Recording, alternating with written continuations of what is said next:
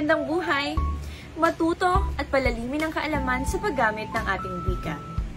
Imbes na sabihin natin na mga katagang para sa akin, kapag tayo ay nagbibigay ng panimulang pahayag o opinyon sa isang paksang pinag-uusapan, ay maaari rin nating gamitin ang mga sumusunod.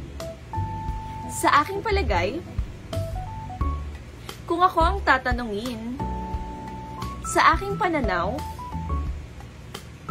sa aking sapantaha, maaari rin naman na sa aking paghihinuha.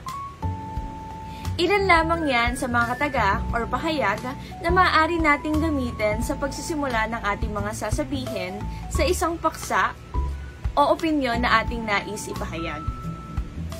Para sa iba pang kaalaman, abangan pa ang ating mga susunod na klase.